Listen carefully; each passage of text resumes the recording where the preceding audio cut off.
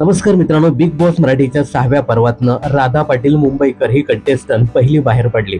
Radha Patil big बॉसच्या घराबाहेर आल्यानंतर त्याने बरेचसे मोठे खुलासे केले. एका इंटरव्ह्यू मध्ये बोलताना तिने प्रभू शेळके हा खोटा वागतोय, तो सगळं सिंपतीसाठी करतोय असा मोठा खळबळजनक दावा केला आहे. तर राधा पाटील ही बिग बॉसच्या घराबाहेर आल्यानंतर तिने सदस्यांचे खरे चेहरे उघड करायला सुरुवात केली. नुकत्याच दिलेल्या एका मुलाखतीत राधाने घरातील साधा माणूस म्हणून ओळखल्या जाणाऱ्या प्रभू शेळकेवर गंभीर आरोप लावले आहेत. राधाच्या मते प्रभू घरात जे काही वागतो ते पूर्णपणे नैसर्गिक नसून तो प्रेक्षकांची सहानुभूती मिळवण्यासाठी सिंपती कार्ड खेळतोय. त्याला कॅमेऱ्याचं गणित चांगलं जमतंय, त्यामुळे त्याचा तो वापर स्वतःच्या फायद्यासाठी करतोय. राधाने यामागचं कारण सांगताना म्हटलं की प्रभूला बरोबर माहिती असतं की कॅमेरा कुठे आहे. तो मुद्दाम कॅमेऱ्यासमोर जाऊन आपल्या घरच्या गरीब परिस्थितीबद्दल, हालाकीच्या दिवसांबद्दल आणि माझी पब्लिक बद्दल बोलत असतो.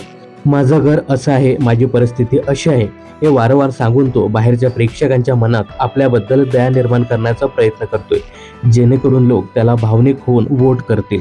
मात्र यावेळी राधाने त्याच्या वागण्यातील विरोधाभास सुद्धा प्रेक्षकांना दर्शवला आहे. ती म्हणाली की एकीकडे तो गरिबीची गाथा सांगतो, पण दुसरीकडे घरात साधा चहा आणि साखरेच्या अत्यंत क्षुल्लक गोष्टीवरून इतर मुलांशी भांडतो.